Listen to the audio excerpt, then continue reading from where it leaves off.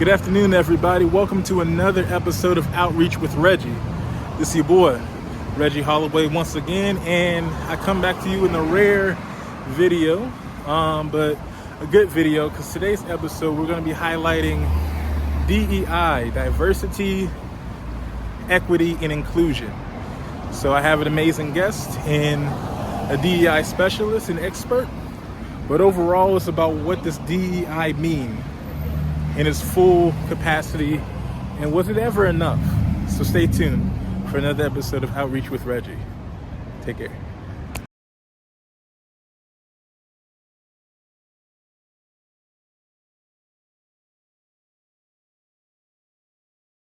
Now, with diversity, equity, and inclusion programs coming in 2020, they were entrusted to provide true equity and provide racial equity.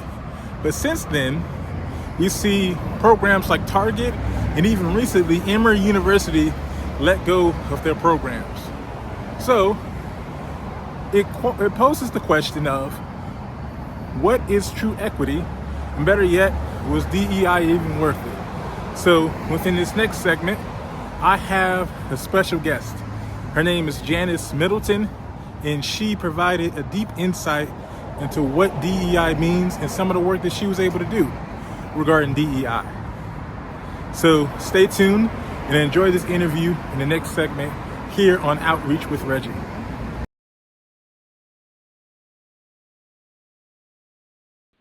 Hello everyone, my name is Reggie Holloway and this is Outreach with Reggie. I have a special guest. Her name is Janis Middleton, and she has a wealth of experience that she's going to share with us about DEI. So without further ado, welcome Janis. Thank you. Thank you for having me, Reggie. I'm happy to be here. Hello, everyone. Absolutely. So to get things started here, can you still see me? Yes, I can. Oh, perfect. Give me 1 second. I am going to...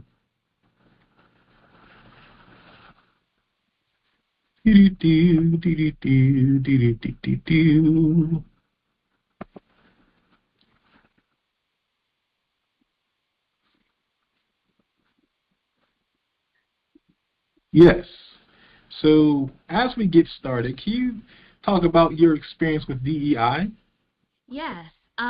So I work in advertising. I work at an ad agency here, a couple of ad agencies here in Atlanta, Georgia, one being 22 Squared, which has been around for 100 plus years, and that's our full service agency, and then Trade School, which is a production kind of content engine agency, which has been around for about 5 years at this point. I think they opened their doors in February or March of 2020, which was right before the pandemic, which was the perfect time, right? Yes. My background in advertising is in strategy, whether that's communication strategy, media strategy, or I would even say social media strategy as well. That was my background. But about 5, 6, I would say 7 or 8 years ago, I started to build out our inclusion strategy at the agency, which now I hold the title of Chief Inclusion Officer at these two agencies. And so I lead all of our inclusion strategy from an internal perspective with the people. I don't sit in HR. I do work with HR, but we're a bit of a separate function coming from a strategic lens. And then I also help with inclusion strategy for our clients as well. So from a brand perspective, making sure that they're reaching multicultural audiences, growth audiences, making sure they're paying attention to cultural nuances and things like that. So I have a bit of an inside-out approach as we think about inclusion within advertising. Oh, that's amazing. Thank you. So in your experience, when DEI was at its so-and-so peak, as they say, in 2020 or after 2020 or bit within COVID, we saw a lot of those commercials that I'm pretty sure you were responsible for a majority of them.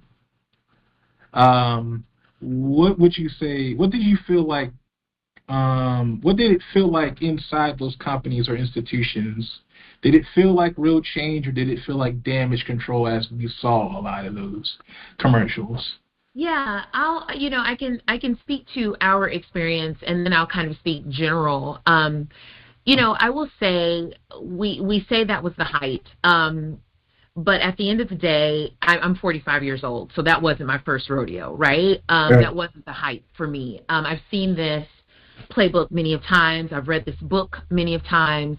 So if anything, it was different. I always call it America's alarm clock, but it wasn't our first alarm clock. We just kept hitting snooze, to be quite honest with you. And there was something, as we know, with the coupling of the pandemic. You were at home, there's nothing to do, and you had to pay attention to the news. You had to pay attention to this black man getting killed, which is a little different than when Trayvon Martin was killed, right? Or, when Amadullah was killed in New Jersey. So there are many times that this has happened, but I think couple that with where the state of the world, we were just in a different place where everyone had to pay attention. And I will say, I don't want to say all of it was just fluff. I think the time of it was, I think there was a lot of well-meaning. I think there was a lot of blurbs and Instagram and poster square. And I'll be honest, none of that stuff matters to me. I believe I want the people to be taken care of. I have, the way that I lead inclusion and the way that I've led it at our institutions was, words are for a piece of paper, a book, or something like that. We need action. It's not enough to call yourself an ally. It is enough to actually be an ally in action. It's not enough to just put words on your website. What does your leadership team look like? What does your team look like in general? You know what I'm saying? What does your organization believe in? What are your morals? So I think at that moment it did feel a little different in 2020, if I'm being honest. I felt like even if organizations or the world, I'm not just going to put it on organizations, it's really humans. If these humans are waking up, that's great. But I felt like the difference for me was the people on the margins, and I'm going to specifically speak to Black people. I think we were at a point where we were saying, you know what? We're done here. We're going to speak up. We're going to have different conversations. We're going to talk about this. And I will say that was a difference for me. That was probably the first time that I saw that. Obviously, I wasn't here in 1964 when the civil rights movement was happening. So I understand that. I'm sure that was happening then as well, hence why we have some of the civil rights we have today. But for me, I felt like we decided collectively, whether silently or out loud, that we were going to do something. We understand America. America doesn't change its stripes. We've seen this story before. The pendulum swings this way, it'll swing that way. And so I think this time was different because we were speaking up and we were demanding action. Absolutely. I agree 100%. I just remember that time. It felt like, even now you see it with the Target, how much of our dollar really accounts. Amen. Yes. So it's I think, like you said, collectively it comes down to the people, not, because like it's good for awareness, but it's really the boots on, I like to call it the boots on the ground. Yeah, agreed. And looking at Target, just to go off on a tiny tangent here, this is, like I said, we weren't here when the civil rights movement, when they were having sit-ins at Woolworth, right? We weren't here for the bus boycott. This is our version. And I'm proud to see it. I got to admit, and that's why I'm saying I think we collectively decided in 2020, no more. You can walk away from it. We won't let you. You can walk away from it, then we'll walk away from you, right? I think we put on a different hat and a different lens of how we approached it, and I'm very proud to see that. Absolutely. Because I want to veer back towards 2020 in particular. Doing a bit of research here, it says that U.S. companies pledged over $50 billion towards racial equity, but research shows less than 10% of that was actually, or has actually been spent. But one would have to ask, why was that never, I guess, highlighted in a way? What would you say if you had to say, like, why was it never, ever addressed? I think it's one of those things where people, I'm going to speak from the practitioner's point of view, the people who do this work. I think people who do this work have to have a great deal of grace and a great deal of reality and a great deal of compartmentalization. Yes. This work, when we read stats like that, we hear stats like that, there's a little bit, and we have to have a great deal of optimism. We have to couple that with reality. We hear, and I say that because the optimism is the $50 million pledge, right? We have to believe that they're going to make good on this. I think as a people, that is literally in our DNA. We have to believe. If we don't believe, our people will perish, right? The world has done enough to where it would be enough for us to just say, you know what, forget it and give up. So I think there is an optimism that is just natural within our DNA where we have to have hope. We have to have hope. And then we always get punched in the face with the reality, right? And that is the 10% that actually was donated. But I got to tell you, it's not surprising. That's probably not highlighted because many of us are going to say, well, per usual, and then we have to still continue the work.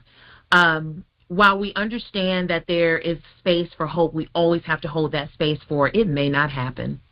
And I think for those of us who do this work, and I think those of us who sit on the margins here in the world or in America specifically, we have to know that probably wasn't, they were never going to make good on that in the first place.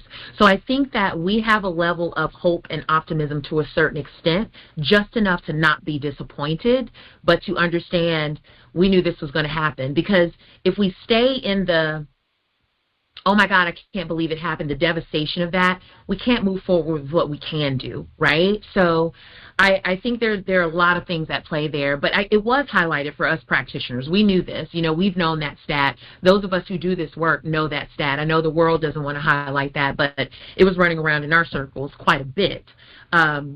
But like I said, it was like we knew this. We knew this would happen. As I stated earlier, America never changes its stripes. So I think I think it's one of those things where then what can we do, right? What can we do? And I think you have to continue to re-strategize. I don't think it's a moment to give up, which is why you always have to have that cup half full of realness and optimism, because you can't give up, right? It's not a time to read a stat like that and say, all right, well, it didn't happen. They lied to us. That's fine, but what can we get done, and how do we move forward? And I will tell you, my philosophy, Reggie, is I believe in the slow roll anyway. I knew these people weren't going to donate $50 million. I knew that. I think we have to go from, in order to get to 100, I think we have to remember that we have to get to 1, 2, 3. There's a whole bunch we have to get to before we get to that 100. And there's a whole bunch. If you think about a mountain, there are a lot of steps we have to take to get to that mountain. And I think for me, the 50 million I knew was never going to happen, but I do believe in the slow roll. Why, well, what can we do with 5 million? What can we do with 3 million? What can we do with the 10? How do we make this grow? That is how you make things sustainable. A tree, an oak tree doesn't go from an acorn to an oak tree in 3 days. It takes years, eons for that to happen. And I think with this work, in order to make change, you have to think about that acorn growing into an oak, and you have to think about incremental change in order to get to that big change. Absolutely. I'm going to pivot here to something that's happened fairly recently, actually. Yes, as there's a new story out now that I saw today that Emory University has completely got rid of their DEI programs amidst political pressure, as they've quoted. Yes. And I wanted to get your, what was your first or your initial reaction to it? What are your thoughts? There are two ways that I have to think about things, and I'll tell you, and I'm thinking about it as Janis, the practitioner, but also Janis as the Black woman who navigates this world in America. That's how I have to approach everything. And one of the things that we all have to remember is more than one thing has to be true at once, or else you just simply won't make it in life. I think the first thing that I thought about was how I know people who helped build that program. And it's not just blood, sweat, and tears. It's love, Mm-hmm. it's community, it's blood, it's sweat, it's tears, it's intention. There's so many things that go into that, and to watch it being dismantled brick by brick is very disheartening. But it doesn't take away what they have built. The people who worked in that office, the work that they've done, it does not, and if they're listening to this, it doesn't take away the fact that you are a builder. Mm-hmm. It does not take away the fact that you have built something that made the world better, not just an institution. It's bigger than that. You made people better, okay? You made an institution better, but you made people better. So I hope that they know that. And then the second train of thought that I also go after is, Reggie, I'm going to be very frank. I honestly don't give a shit what you call DEI. Just get the work done, okay? Make the place equitable. A rose is still a rose by any other name. I honestly do not care what you call it. Are the people still feeling, because even when you call it DEI, going back to your point, 50 million somehow only ended up being 5 million, and they called it DEI. So even when you call it DEI, what does that actually mean? We need the action, So if the action is going to stay in place, and this is where I question them, right? This is where I hold any institution or anybody or organization to the fire of, are the people still going to feel welcomed? Are they still going to feel like they belong? Are they still going to feel like they're on an island there? Are they still going to feel safe? Are they still going to feel community? Like, those are the things that matter. You can scrub your website of certain words, and I don't care. We need the work to be done, and that is my question, and that is my biggest thing right now. They are a for-profit business, okay? They get government funds.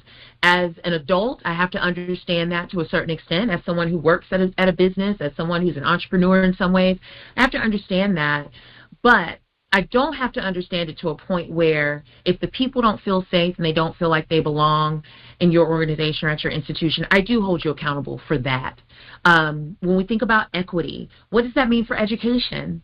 What does that mean for the people learning at your institution? What does that mean for the people who are teaching at your institution? Because you got to understand, education is important, and I know that we don't always see it that way, but it is. And the teachers, and who is, stats have shown when students on the margins see teachers who look like them, they are X amount of, more times to graduate high school or college or something like that. Yes. That's what I care about. So as long as those things are being taken away, and that's what's in danger, my friend. I don't care. You can take down your website. I just need to know those things are still in place, and that's what I care about the most. So those are my two trains of thought on the Emory decision of, are we still taking care of the people and letting the people who built that know this is no mark on who you are and what you've done. You should be proud of what you've done. If you hadn't done it so well, they wouldn't have been trying to take it away. That's what you keep in mind. And I often think about that too, because also in the news, Howard, I believe it was Howard University, they just won their case against the head chief in charge. So exactly. So just seeing it on that level, and seeing the contrast, seeing it here at home, and realizing, like, man, it's still possible because of the groundwork that's being done by the people. Absolutely, absolutely. And something I said to a friend who used to work in that office, there specifically, I said to her, inclusion is who you are. Those of us as practitioners, many of us, it's not a job. It's my title, sure, but it's literally who I am. I'm going to make any space equitable no matter where I am, right?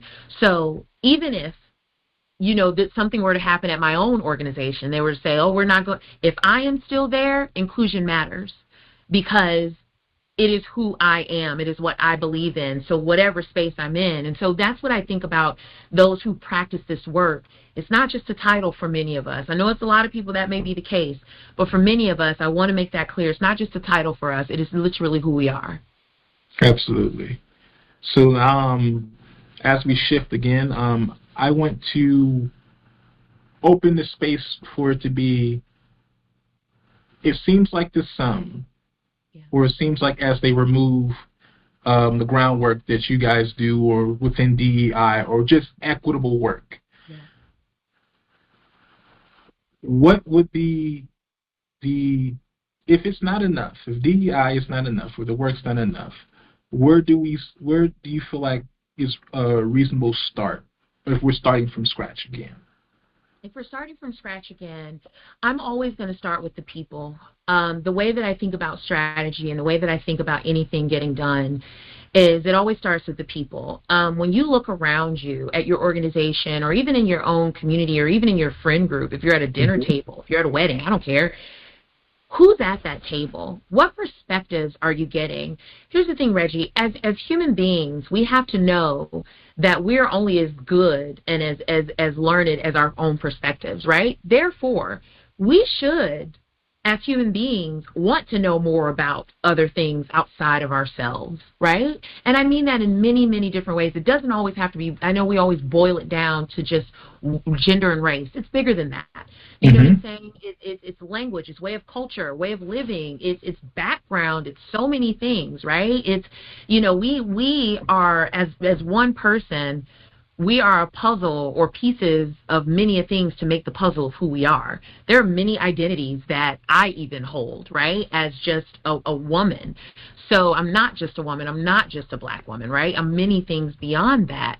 So I think we always have to start with the people. And what are we learning from people who are outside of ourselves? Are our groups homogenous? I think as we get older, it becomes harder to make intentional friendships, right? College campus, you're probably going to have a diverse group of friends because you may be on a campus that's pretty diverse or something like that.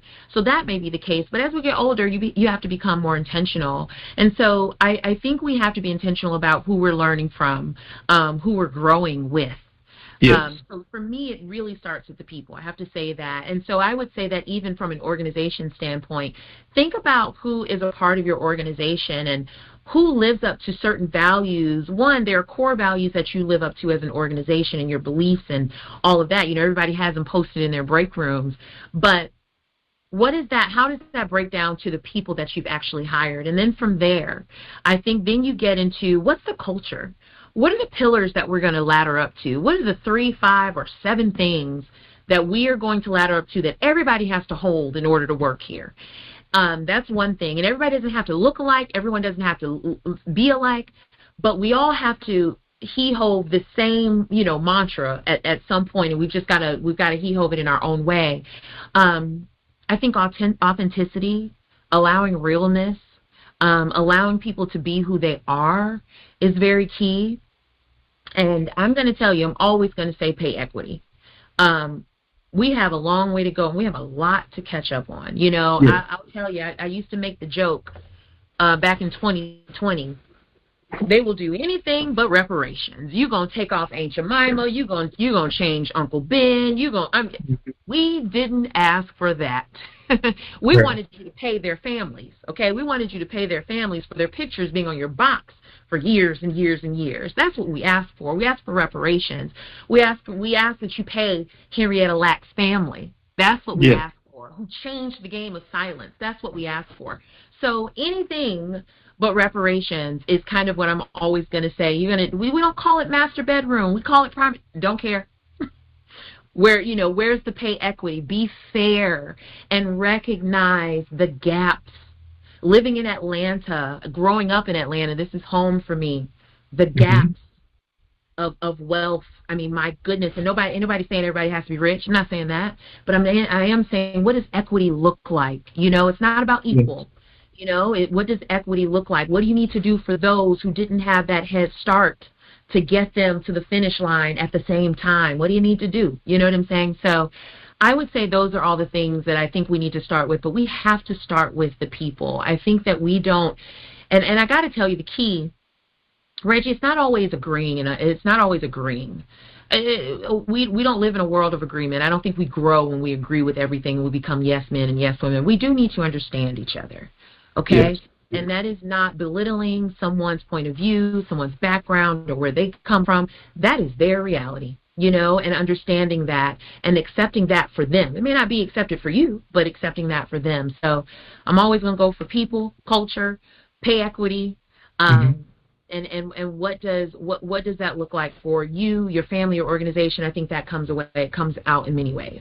That was a long answer, but there you go. No, it's a beautiful thing. I often say enough times because the question within the work that I'm able to see firsthand and able to be a part of, someone who's not in it often asks like, "Hey, I want to, but I feel like I don't have the resources, the money, the platform, or anything like that." But I'm pretty sure you can speak to this as well. It's taking the role I like to call of a gardener.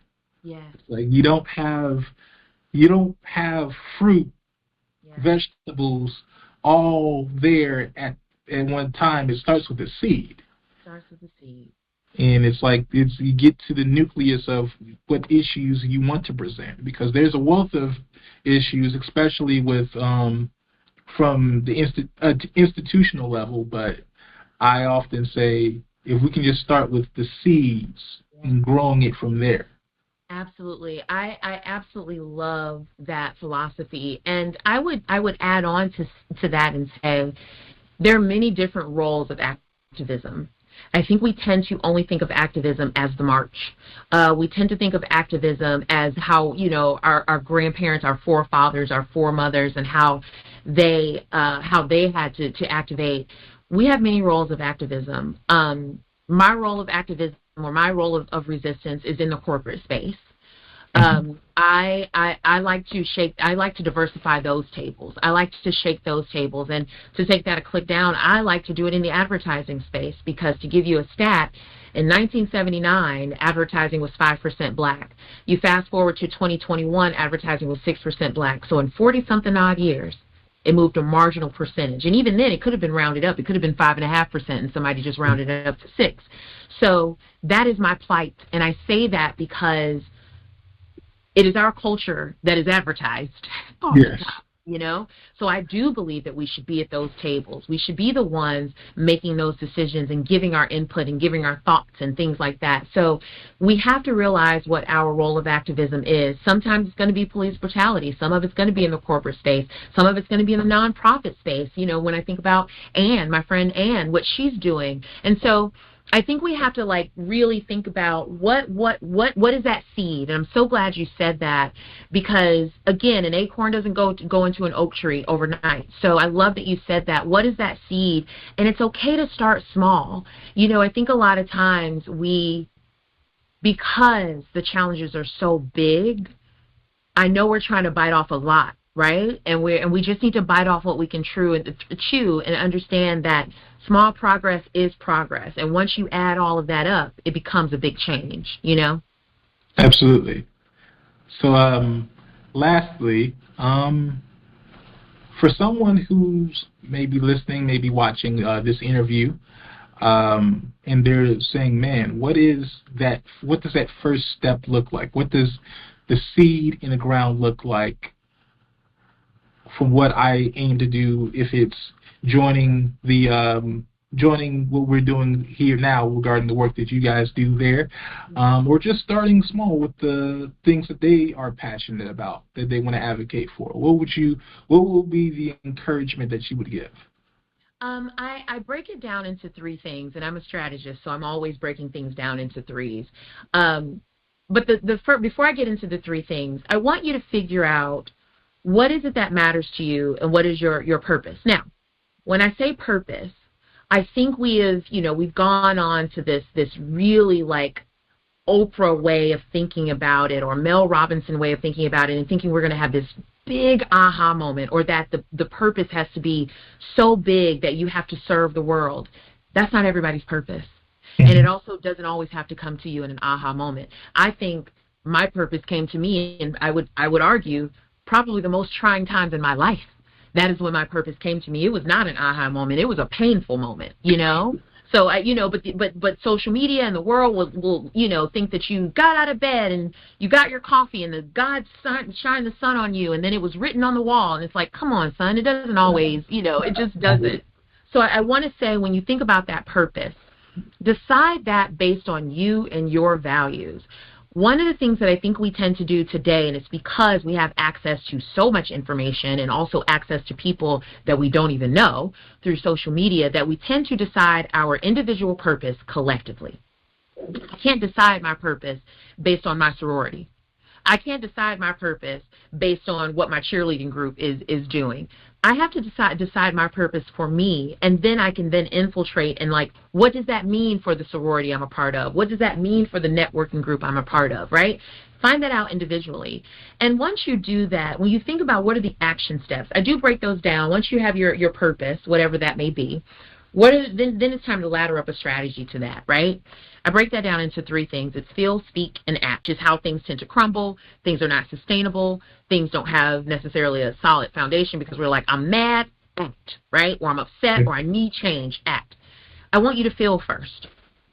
Feel your feelings. I don't think we take the time to ask ourselves, why am I feeling this way? Why did that rub me a certain way? What is it that I'm actually feeling? You know, am I mad? Am I angry? Am I being passive aggressive? Whatever the case may be, work through those feelings. One, because you're entitled to feel your feelings. And you need to sit with that, right? The second thing is speak. When you felt your feelings and you know what's actually making you tick or making you go or making you feel a certain way, what is it that needs to be said in order for you to express that, right?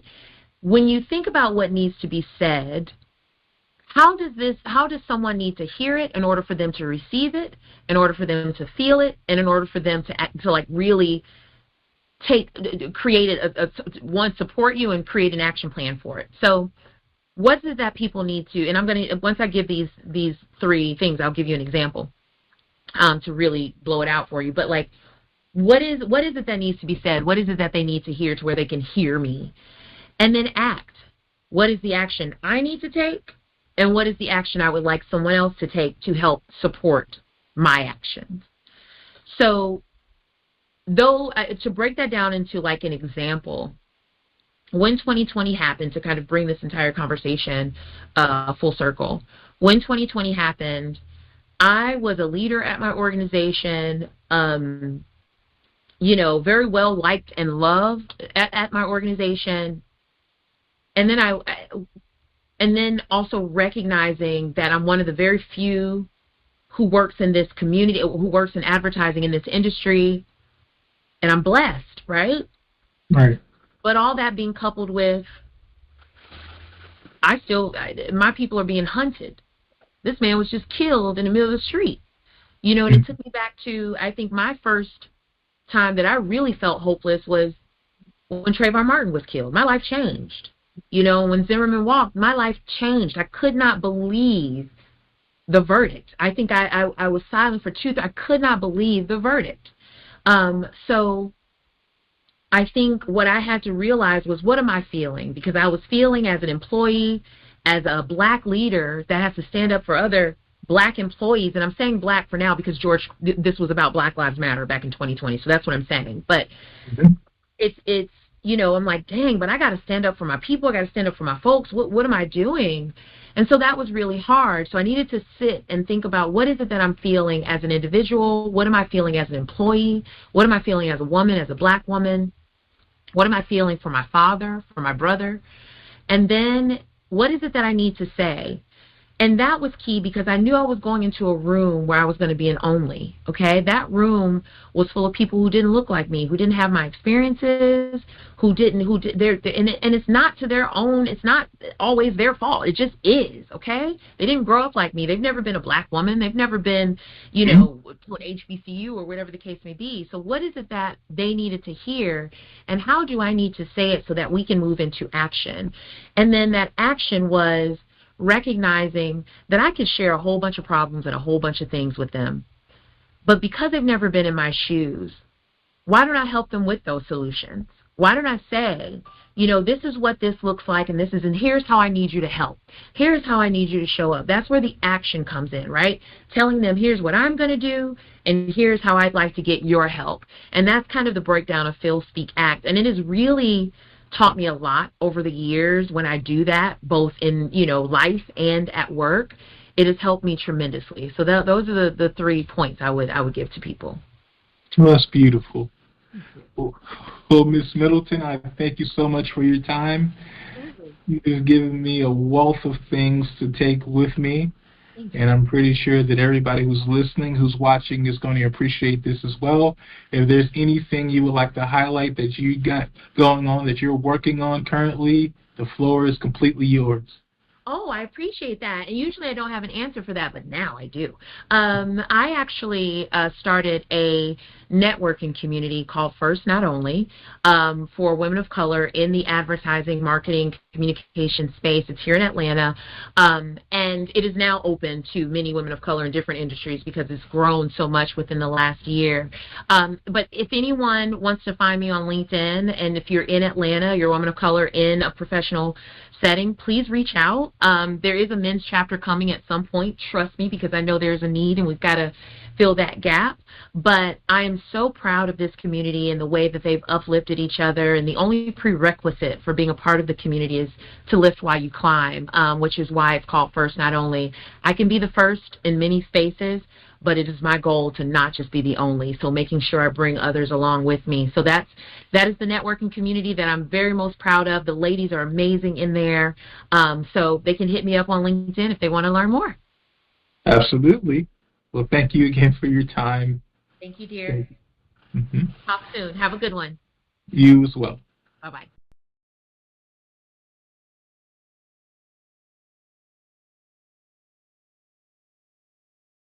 So first and foremost, I would like to thank Janis Middleton for joining me on that.